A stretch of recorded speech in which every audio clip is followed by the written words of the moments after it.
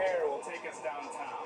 But along the way, there are stops that provide an entree into several unique Chicago neighborhoods. Two of them are so eclectic that when you visit, you'll feel like you're living in both the past and the future. Our destination, Wicker Park and Bucktown.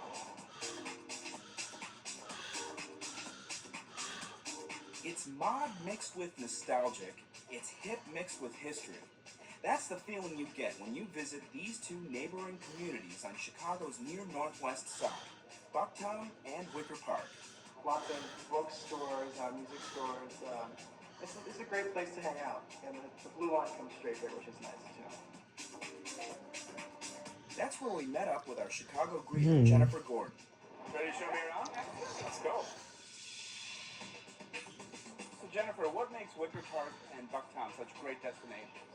It's a great destination, like a lot of neighborhoods in Chicago. It's really rich in history. It really has a diverse history. Back in the 1830s, it was a big destination for Polish immigrants, which even at the time, you had Fort Dearborn, which was pretty much the only other settlement in Chicago. For decades, Chicago was, in fact, home to more Poles than any other city in the world outside of Warsaw. Their contributions to Chicago's culture and history have certainly been felt. And celebrated here at the Polish Museum of America. The museum is probably the oldest and largest ethnic museum in the United States. It was established in 1935, opened up in 1937, as a repository of the Polish and Polish-American experience here in the United States. Here, you'll find a tribute to Polish life reflected in its collection of native dress, ceramics, historical artifacts, and art. Perhaps the most famous Pole in Chicago history, Kazimierz Pulaski, honored in this historic painting. The painting depicts the moment when Pulaski was wounded at the Battle of Savannah. So when the American Revolution broke out, Pulaski came over to instruct the Americans in the use of cavalry. The museum also celebrates the lives of other famous Poles, like Pope John Paul II and one-time Polish President Lech Walesa. Stop in and take a look around.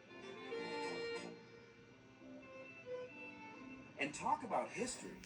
This is where you'll find the oldest Catholic parish in the city of Chicago, St. Stanislaus Kostka Church. The parish opened in 1867, and its current structure, the second one built, was modeled after a church in Krakow, Poland. By 1897, St. Stanislaus Kostka was the largest parish in the country, if not the world. Today, it remains a sight to behold. The history of Wicker Park and Bucktown doesn't end there. Like so many Chicago neighborhoods, they've gone through many transformations. Throughout the early 1900s, you had a lot of Poles and Germans and Scandinavians. After that, you had a lot of Puerto Ricans, other Hispanic communities as well, and now you have a very hip, happening neighborhood. Very hip, very happening, and very popular. There's countless bars and live music venues. In fact, one famous band, the Smashing Pumpkins, got its start right here at the Double Door. If you're an artist, this community is your canvas. Artists have lived and worked in Wicker Park and Bucktown for decades. The famous Flatiron Building at the corner of Milwaukee, North Avenue, and Damon is home to many of them. The funny thing about Wicker Park and Bucktown is that being an artist really doesn't mean much in Wicker Park and Bucktown because it seems like everyone is an artist. Don Lambert was the artist in residence for this year's Around the Coyote Arts Festival, which takes place each year in September. For him, there's no better place for an artist to be. You need to have a place for dialogue. So if you don't have like a community that's specifically full of artists or full of musicians, it's very difficult for that for the individuals to thrive. That's one of the things I really appreciate about this neighborhood as opposed to other places I've lived. Chances are you'll also appreciate the greenery here, with its handful of parks, including Wicker Park. So a lot of people don't know that in the community of Wicker Park is a park called Wicker Park. It's absolutely right. In the early 1870s, a man by the name of Charles Wicker, who was a developer and local politician, donated this land to the city to use as a park. And the centerpiece of it is? The crowning glory of this park is this replicated fountain.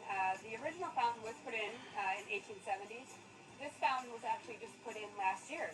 The original casings and moldings for the fountain were found recently in Alabama, so the city was able to reconstruct the fountain into its original original state. So whether you want to enjoy the park, eat great food, listen to live music, or learn more about our city's history, Wicker Park and Bucktown make great destinations. And you can get here on the CTA. Here's how. 50 Damon, 72 North, 9 Ashland, 49 Western, S49 Western Express, 7 Division, 72 Armitage, 56 Milwaukee, 74 Fullerton, Blue Line, you're right there. Remember, you can explore Chicagoland on the CTA.